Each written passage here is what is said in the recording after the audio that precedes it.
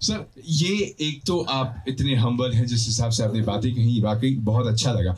लेकिन क्या होता है कि आजकल का जो दौर चल रहा है इसमें रिक्रिएशन ऑलमोस्ट हर गाने का हो रहा है जी। ठीक है, आपने जब ये गाना लाया था जी उड़ जा काले कावा, वो कसट का दौर था ठीक है, फिर फ्लॉपी भी उस समय पे आ ही गई थी तो हम फ्लॉपी में भी सुनते थे, और आज एक बार फिर से गदर 2 में उड़ जा काले कावा, आपका अपना गाना, एक टाइमलेस मेलोडी जिसे हम सेलिब्रेट कर रहे हैं और आप ही इसे रिक्रिएट कर रहे हैं। सो क्या आपके ऊपर कोई प्रेशर था कि अपने ही गाने को रिक्रिएट कर रहे हैं तो कुछ अलग, कुछ हटके लेकिन सेम चार्म? चैलेंजिंग तो थी, चैलेंज था कि मैंने इनसे जब रिक्वेस्ट किया कि सर, तो बोले कि मिठुन जी से मिल लो। तो व्हेन आई मेट हिम तो आई रिक्वेस्ट हिम के आप आज के जनरेशन के टॉप म्यूजिक डायरेक्टर हैं और मैं इनका फैन हूँ आशिकी 2 से ही। तो मैं हमेशा सोचता था कि आशिकी 2 और जितने भी इनके फिल्म आए तो मेरा एक भी गाना नहीं है। तो होता है आदमी जो थर्स्टी होता है कि भाई मुझे काम करना है, मुझे गाना है, तो कभी उसका भूख मरता नहीं है। तो मैंने मिठुन जी से कहा कि मिठुन जी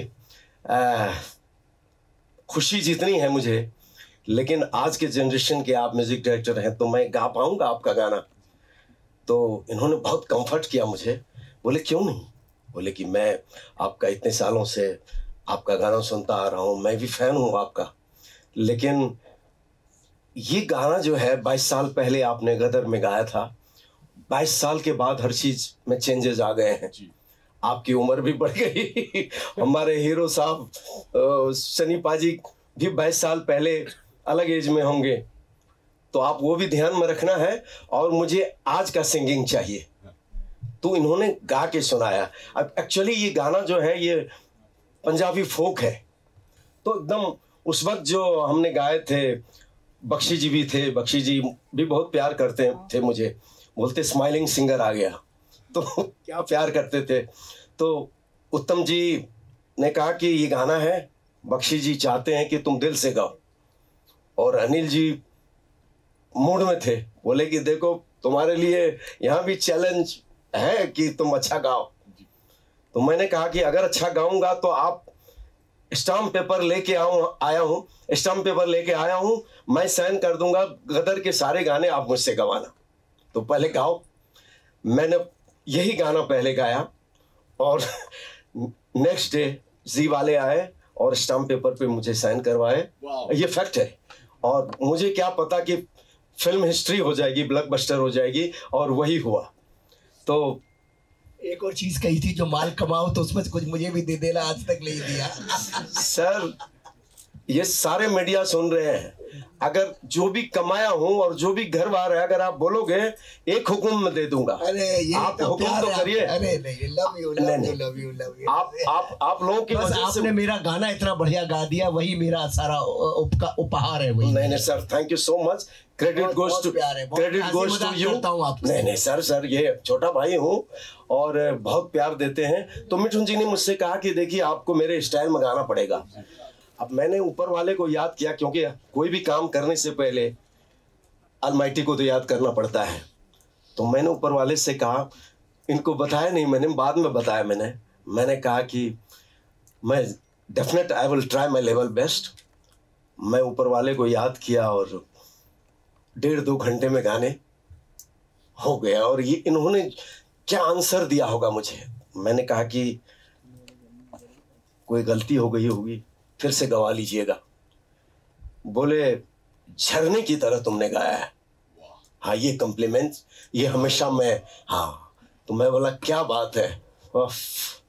और उसका सबसे अच्छा परिणाम ये देखने को मिल रहा है कि जिस दिन से ये गाना रिलीज हुआ है उस फर्स्ट आवर से and across all streaming platform, तो आई थिंक जोरदार तालियां तो इसके लिए बनता है।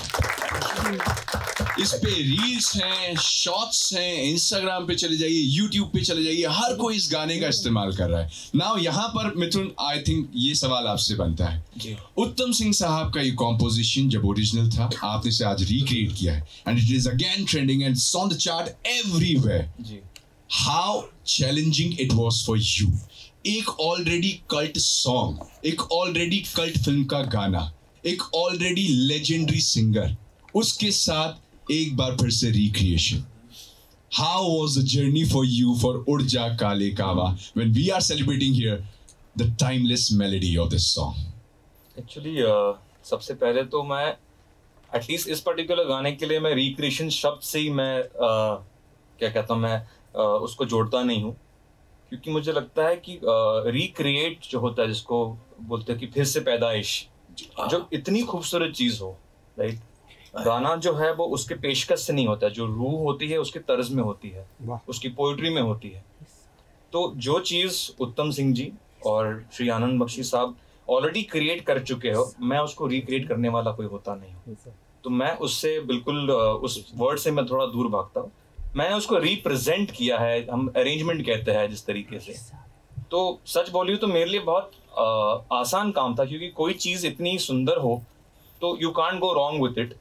मुझे सिर्फ केयरफुल रहना था कि मैं उसको खराब ना कर दूं। दैट वाज माय प्रायोरिटी, क्योंकि ये गाना अपने आप में एक प्रार्थना समान है मुझे लगता है भारत देश के लिए। लोग इस गीत से, इस तरह से, छोटी छोटी बातों से बहुत प्रेम रखते हैं।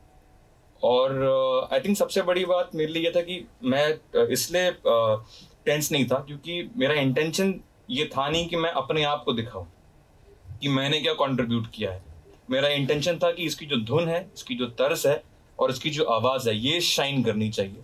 तो बहुत आसानी से मुझे अनिल जी ने बहुत स्पेस दिया, बहुत फ्रीडम दिया कि आप अपने मुताबिक कीजिए, अपने वक्त से कीजिए, बहुत वक्त भी दिया। और आई थिंक उसी का परिणाम है जो आज इतना लोग उसको आदर भी दे रहे हैं और पसंद भी कर रहे हैं। क्या बात है, क्या बात है।